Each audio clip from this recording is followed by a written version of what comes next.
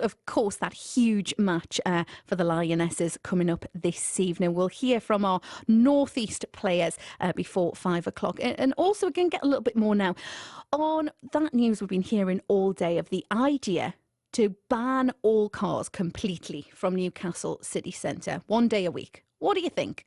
Good idea? Bad idea? Well, it's been put forward to the City Council to consider it as a possible option to cut pollution. And it was suggested by Taymar Pitman. She's a Green Party campaigner.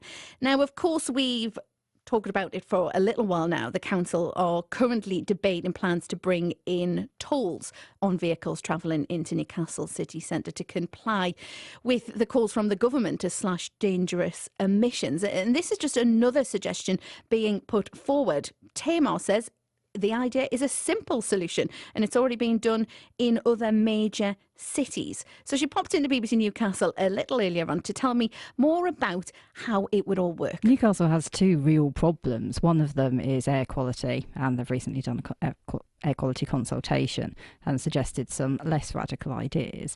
But additionally, we also have the issue of carbon emissions, and the current proposals under the air quality scheme aren't really tackling this. So the idea of having at least 1 day a week as being car free would help to introduce the idea to the general public. I think a complete ban immediately would be unpalatable. It would make people's lives very difficult. So a gradual shift to this, changing attitudes, changing behaviours, could be implemented, and it would give the City Council and other organisations time to put the infrastructure in place, because public transport facilities would need to be improved. If people aren't driving into the city centre anymore, perhaps park and rides would be needed. Cycle provision at the moment, cycle parking is a real issue in the city centre. A lot of people don't feel safe leaving their bikes there all day. So an awful lot of changes will need to be made if this transition is going to happen. So a gradual shift by introducing 1 day a week would be the solution. So start with 1 day and then you would hope for more, would you? See how the trial goes. Right. But initially, yes, it's being implemented elsewhere. Edinburgh started earlier this year, just doing a trial on Sundays. So it happens at a time when people aren't rushing to get to work. So if they're used to being able to rely on their cars and quickly getting into the city centre, the idea that it's at weekends would allow people to just gradually be introduced to it, not be off-put, and so that they're more willing to make that behavioural change in the future. Because if the idea of coming in by bus 1 day a week isn't actually that bad, they might choose during the week, actually, I might leave my car at home today. So that's how you see this working. Yes. Who do you see it affecting? As in, when you talk about cars into the city centre, where exactly are you talking? Well, the areas which have been proposed under the clean air zone and the low emission zone by the City Council, essentially encompassing the city centre. Now, the low emission zone doesn't include the RVI, and I think that that's quite a sensible solution, because you have people coming from all over the North East to get to the RVI and even the Freeman Hospital. But the city centre area would be the region where cars shouldn't be allowed in. And realistically, it's quite a small area. For most people, you can get about on foot quite easily. Would you see this as an addition to the congestion charge plans or an instead of? I think there would need to be a combination of them. A number of vehicles will still need to get into the city centre, so buses, taxis, people who hold blue badges, for example. So ideally, we'd want less polluting vehicles coming into the city centre. So having a mixture of allowing certain vehicles in, but encouraging them to move towards less polluting vehicle types and newer vehicles will help.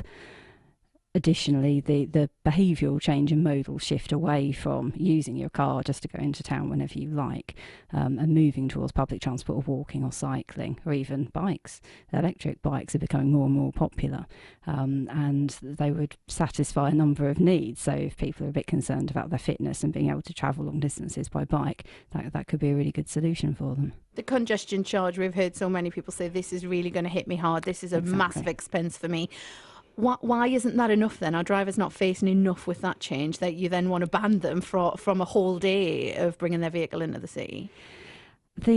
Well, one of the issues with the proposals from the City Council is effectively they're taxing poorer people. So if you have less money, you're likely to have an older car because it's cheaper and it's going to be more polluting. So richer people can effectively buy their way out of this. By having no cars in the city centre, it's fairer. It will allow the council to invest in a better infrastructure so that if there's less traffic on the roads, for example, journeys into town by bus will be much quicker. So some of the reasons why a number of people wouldn't want to travel into the city centre would be it takes such a long time, you're stuck on a bus for ages, it's just unpleasant, I don't want to do it. So if the journeys are much quicker, people will be more incentivised to come in. Public transport's cheaper. Parking charges already are pretty high in the city centre. So if you're adding on additional charges or tolls, as with the proposals, then that is going to hit people hard. But making the change to more sustainable and cheaper modes of transport ultimately will help everybody and improve their health. The council, as we hear quite often, has faced a lot of cuts and continues to. Absolutely. This proposal from you would need them to stump up quite a lot of money to invest into public transport around the city. Does that not make it unfeasible then? They don't have that pot of money to do so. There are certain pots of money which are available. Perhaps it won't be the complete solution, but ultimately they can't leave things as they are. They've made commitments towards reducing greenhouse gas emissions, and one of the biggest causes of carbon emissions is from motor vehicles. So something radical has to happen. And given that they already have a need to improve air quality, it seems to me now is the time to start making the changes to improve both. What do you think about it then? That's Taymar Pitman. She's from Newcastle Green Party. During the council meeting when Taymar was putting her suggestion forward, Councillor Nick Kemp, he's in charge of environment and climate change for Newcastle Council. His response to this idea was that he felt it was a bold suggestion, but said it deserves to be part of the bigger debate. Now, if you didn't know, September 22nd is International Car Free Day, and Councillor Kemp has suggested that the council could actually consider a trial ban on this day. Yes or no? Where are you on this one? Should we ban cars one day a week into Newcastle city centre? We've been told by the government we need to make changes. We need to lower our emission levels. Is this the answer? Ken doesn't think so. He's been in touch with BBC Newcastle on 813